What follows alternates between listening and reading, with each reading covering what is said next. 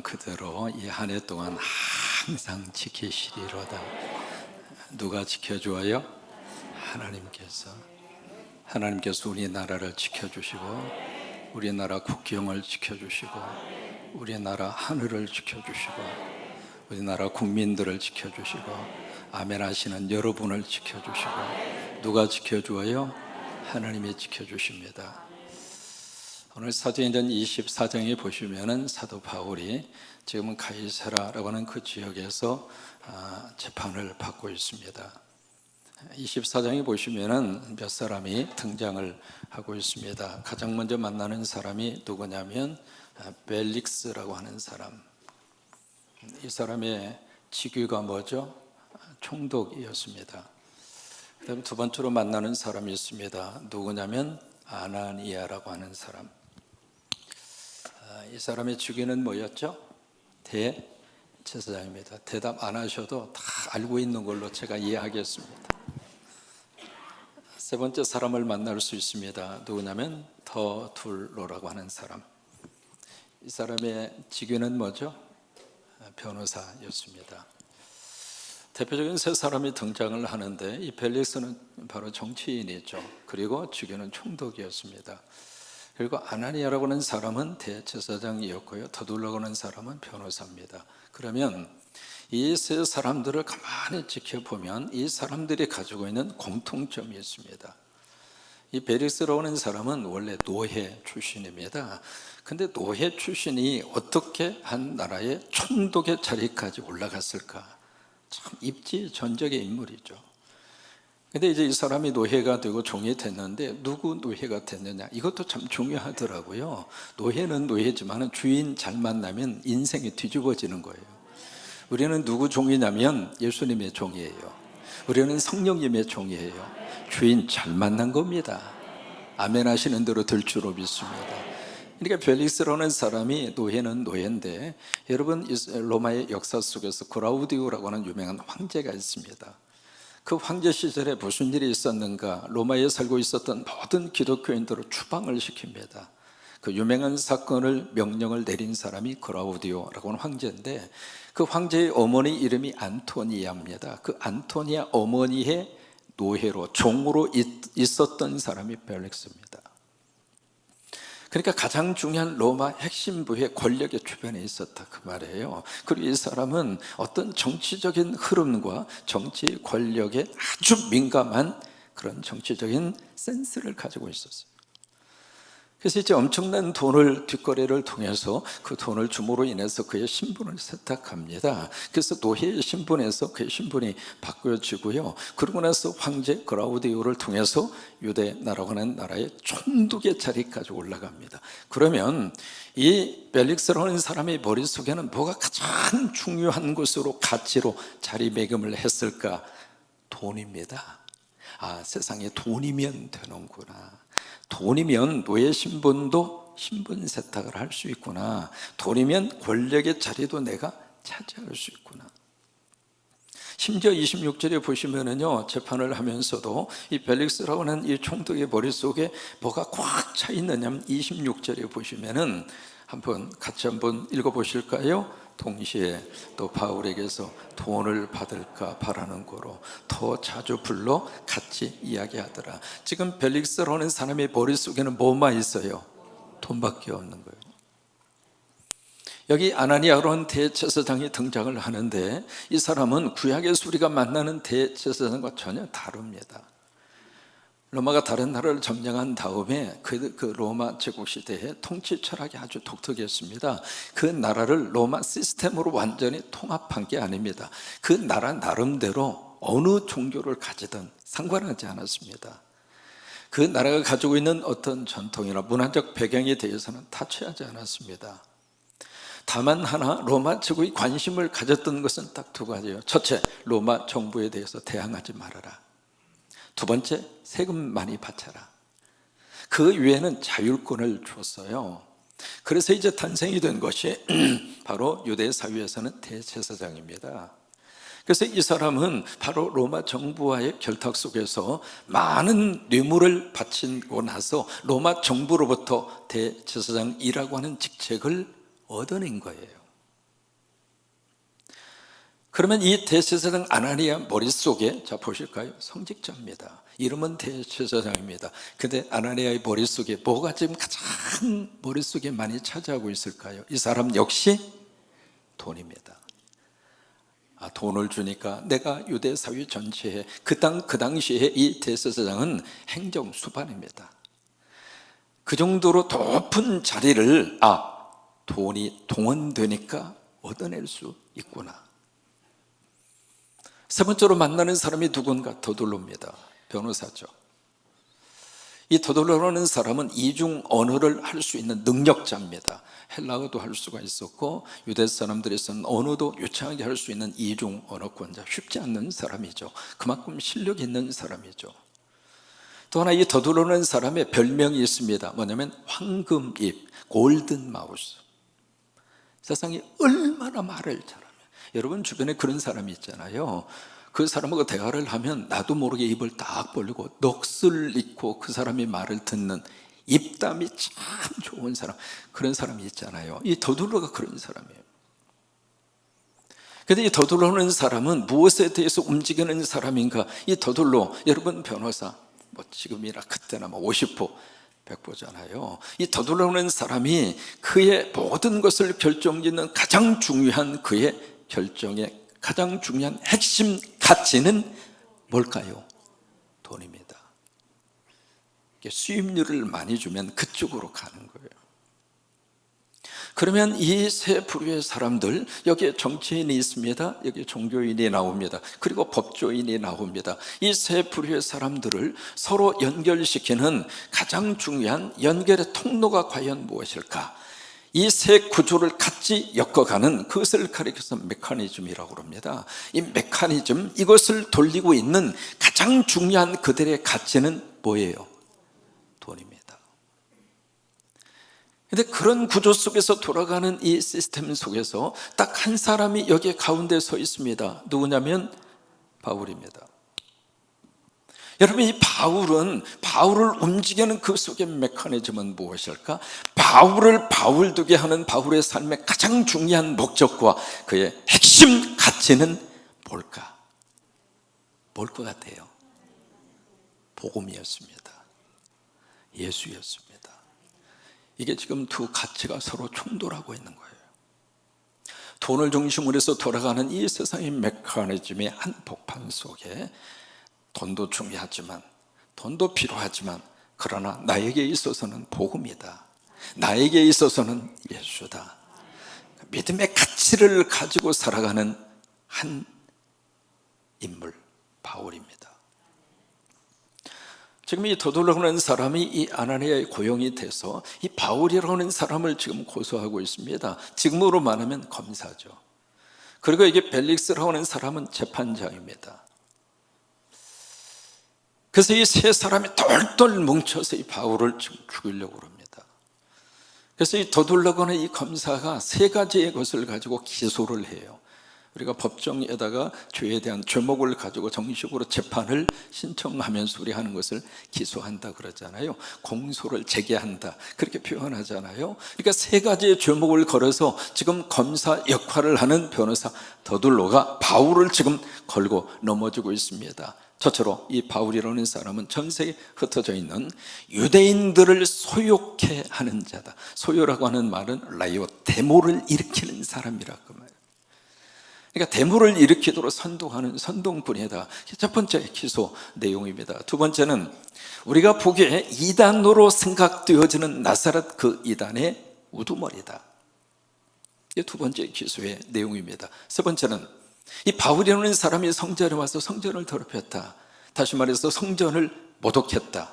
그 세 가지 기소의 내용을 가지고 더둘로가 지금 바울을 고발합니다. 그 기소가 끝난 다음에 오늘 10절에 보시면은요, 그 다음에 여기에 이렇게 말씀이 시작이 됩니다. 10절에 총독이 바울에게 머리로 표시하여 말하라 하니, 뭐냐면 머리로 끄떡끄떡한 거죠. 이제는 당신이 말해보라고.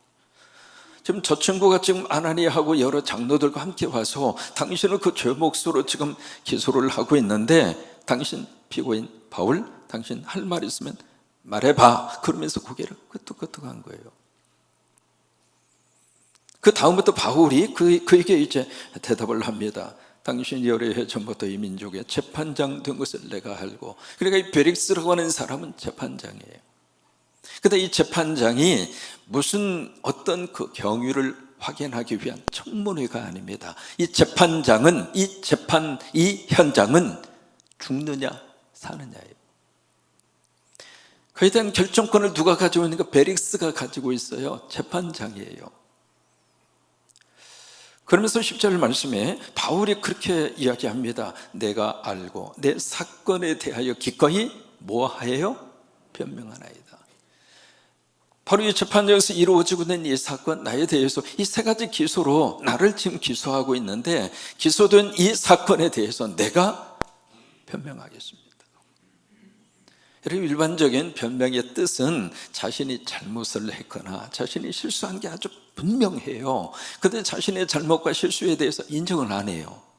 그게 이제 변명의 성격이에요. 그래서 변명하면서 자꾸 남을 탓합니다. 누가 잘못해서, 누구 때문에. 그리고 그 책임을 자신이 절대로 지지 않습니다. 아랫 사람에게 책임을 전가하고. 이제 그런 식으로 우리가 흔히 볼 수 있는 변명의 모습이 그런 모습이에요. 목사님 두 분이 오토바이 하나를 타고 가시다가 과속을 했어요. 근데 경찰한테 딱 걸린 거예요. 근데 그 경찰이 성광교회 다닌대야. 그래서 성령으로 충만한 우리 교회 경찰, 그분이 딱 보니까 목사님 분위기야. 딱 보면 목사님들은 티가 나잖아요. 그래서 목사님들 아실만한 분들이 두 분이 오토바이 타시고 과속하시면 안 되죠. 큰일 나십니다. 사고 나십니다. 그러면 미안합니다, 고맙습니다, 그러고 가면 되잖아요.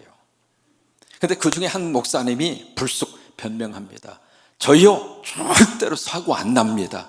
지금 예수님이 우리와 함께 타고 있거든요. 그리고 경찰이 세 분이 타셨군요. 그러면 이거 위반입니다. 딱지 맞았대야. 왜 그 상황에서 그것을 변명하느냐고요. 여러분, 일반적인 변명은 거의 대부분 그런 패턴으로 변명이 그렇게 갑니다. 오늘 사도 바울은 기꺼이 내 사건에 대해서 내가 변명하겠습니다. 지금 바울이 어떤 내용으로 지금 변명을 하고 있는가? 11절부터 23절입니다. 상당히 길죠. 그 변명 속에서 지금 여기에 검사 측으로 나와져 있는 더돌로가 기소한 그 기소권에 대해서 한 가지마다 사실을 근거로 해서 그 기소권에 대해서 반박합니다. 유대인의 소유의 선동자다. 거기에 대한 기소권에 대해서 여기 이제 사도 바울이 변명을 합니다. 11절입니다. 같이 한번 읽습니다. 당신이 아실 수 있는 바와 같이. 이 단어를 누가 썼느냐면 이미 검사 더둘로가 썼던 단어입니다. 8절에 보면 당신이 친히 그를 신문하시면 우리가 고발하는 이 모든 것을 아실 수 있습니다. 그러면서 이 재판장 벨릭스에게 검사가 그렇게 말을 하니까 이 바울이 변명하면서 당신 그래요, 당신이 알 수 있습니다. 그러면서 하는 말이 11절에 내가 예루살렘에 뭐하러 올라왔죠? 예배하러 올라온 거예요. 여러분 교회에 왜 올라오십니까? 예배하러 오는 거예요. 여러분 교회는 예배 드리기 위해서 오는 곳이에요. 여러분 교회 오셔서 꼭 예배 드리세요. 아멘 하십시오. 교회 오는 가장 중요한 목적은 예배에 있어요.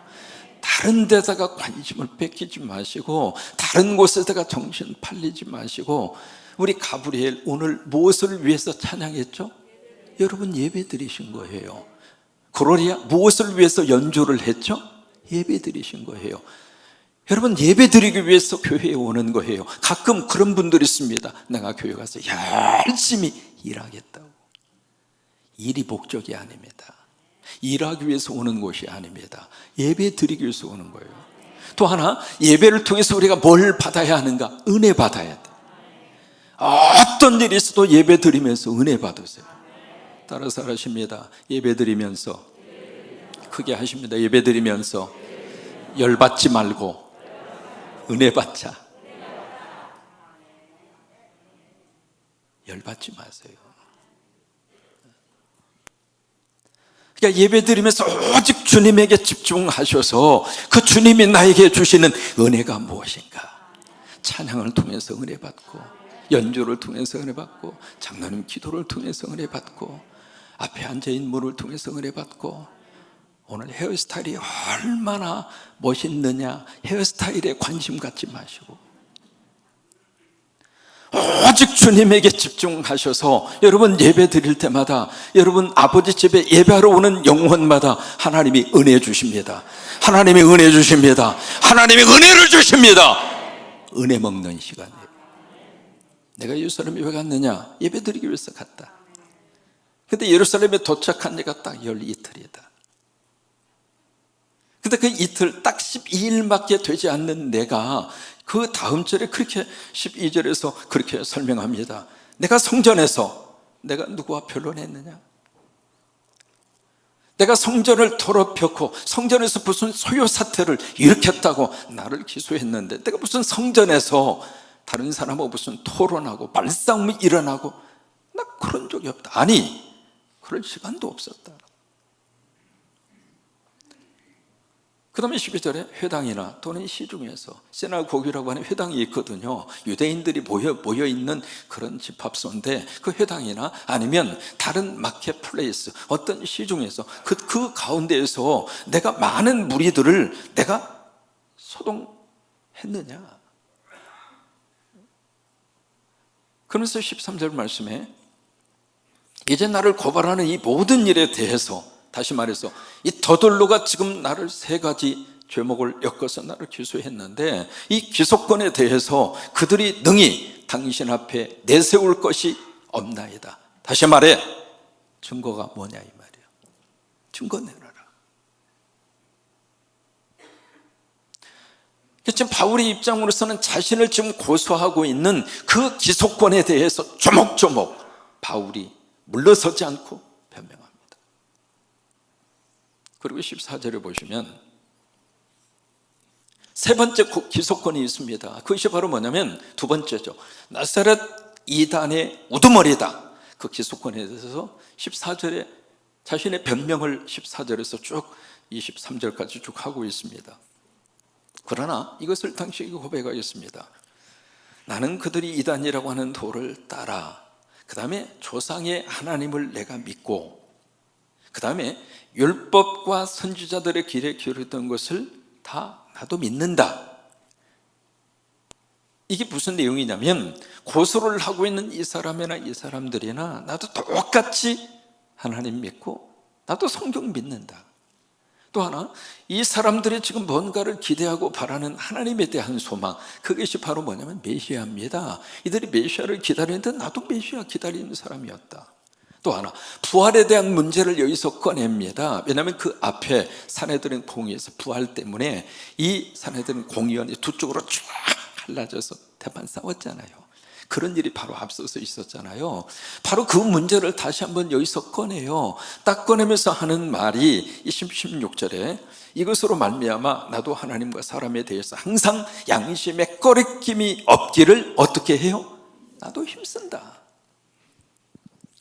오늘 이 바울이 지금 이 재판장에서 변명을 쭉 하고 있는데, 우리가 여기서 뭘 느낄 수 있느냐면 두 가지를 느낍니다. 첫째로 바울이 변명을 하고 여기서 변호를 하는데, 변명이라고 하는 말은 영어로 디펜스라고 하는 말입니다. 스스로가 지금 변호를 하고 있는데 당당합니다.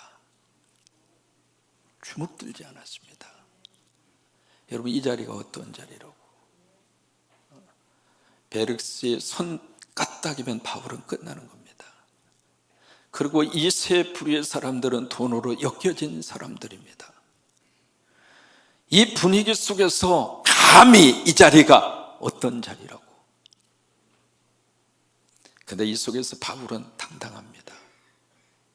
자기가 살기 위해서, 자기가 어떻게 해서든지 이 위기 상황을 모면하기 위해서 구실되지도 않고, 그리고 그 앞에서 고개 숙이지도 않고, 그 속에서 자신이 살기를 위하여 이 베릭스라고 하는 사람에게 아첨하지도 않습니다. 당당합니다. 여러분, 이 한 해를 사는 동안 그런 축복이 우리에게 임하기를 축원합니다. 특별히 돈 앞에서 우리 당당합시다. 하나님이 많이 주시면 많이 그것을 가지고 하나님의 선한 일을 위해서, 그 하나님이 많이 주시면 감사합니다 하면서 하나님의 뜻대로 우리가 살면 되잖아요. 좀 물질적으로 조금 돈이 좀 부족하다 할지라도 부족하면 부족한 대로 먹고 살면 되잖아요. 여러분, 돈 때문에 비굴하지 맙시다. 아멘 좀 하십시오.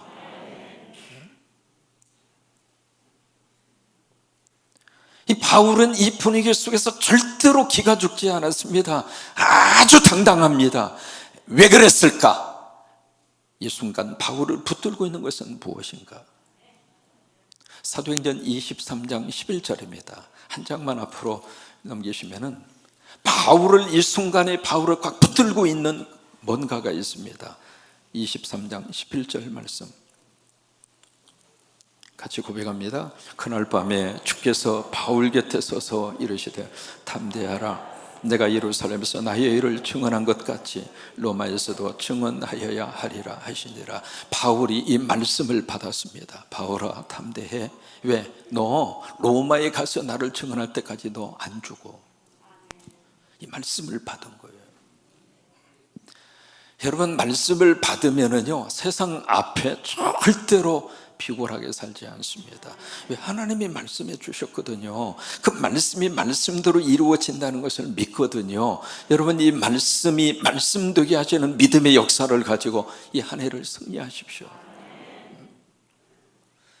바울이 지금 이 상황 속에서 지금 당당한 그 태도를 보일 수 있는 이유는, 당신이 큰 권력이 있다 할지라도, 당신이 돈으로 매수해서 나를 죽이려고 한다 할지라도, 당신이 가장 최고의 변호사를 동원을 해서 나를 기소한다 할지라도 하나님이 나를 보호하시고 하나님의 이 사명이 끝날 때까지는 난 죽을 수 없다.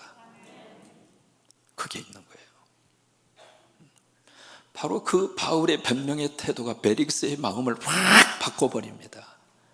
23절에 보시면은요, 이 벨릭스 총독이 바울에게 어떤 모습을 보여주고 있느냐면, 본문 23절 끝절에 보시면 같이 있습니다. 백부장에게 명하여 바울을 지켜되 자유를 주고 그의 친구들이 그를 돌보아 주는 것을 금하지 말라. 이게요, 사형 언도를 내려도 지금 마땅할 판인데 바울에게 자유를 주고 친구들이 도와주는 것을 금하지 말라. 벨릭스의 마음이 바꿔진 거예요. 이 벨릭스 총독의 입장으로서는요, 이 바울의 변명하는 태도를 보고 마음에 감동이 있었던 거예요. 바울의 변명의 내용도 물론 중요했습니다만은 더 중요한 것은 사도 바울의 변명의 태도입니다. 애티튜드입니다. 혹시 여러분 메라비언 법칙이라는 법칙을 들어보셨습니까? 1976년도에 미국의 UCLA라고 하는 대학의 교수가 인간이 살면서 소통하잖아요. 대화를 하고요. 그 소통과 대화에 가장 크게 영향을 미치는 것이 뭔가라고 하는 것을 연구한 겁니다. 거기서 이제 몇 가지 쭉 이게 데이터를 우리에게 소개를 하는데, 대화 중에 가장 크게 영향을 미치는 것은 말의 내용이 딱 7%밖에 안 가는 거예요. 우리는 내용만 좋으면 대화하고 소통한다, 그게 아니라는 거예요. 내용은 딱 7%입니다. 두 번째로 중요한 것은 청각적인 요소입니다. 말투입니다. 같은 말이라 할지라도요, 말 속에 언중 유골이라고 뼈가 들어가 있으면 내용이 아무리 좋아도 소통이 안 됩니다. 세 번째로 중요한 것이 시각적인 요소입니다. 다시 말해서 얼굴 표정. 사랑합니다 말 표현하면서는 사랑합니다 이를 악물고 그러면 사랑이 옵니까? 얼굴 표정이에요. 그리고 제스처입니다. 그래서 말투나 표정이나 눈빛이나 제스처 같은 비언어적인 요소가 대화 가운데 차지하는 비중이 93%입니다. 절대적입니다. 제가 이게 강대상을 미안합니다만은 좀 하고 이런 강대상으로 바꾸고, 그러고 나서 제가 지금 여기에 나서서 여러분과 같이 이 설교를 하는 가장 중요한 이유가 저 메라비언 법칙의 영향을 받았습니다. 그러면서 그 마지막 센텐스가 참 중요하거든요. 마지막 센텐스 한번 보여주시면 메라니안 법칙의 결론입니다. 행동의 소리가 말의 소리보다 크다. 바울의 변명의 태도, 주눅들지 않고 당당한 그 바울의 태도를 통해서 벨릭스 황제는 마음이 무너진 겁니다.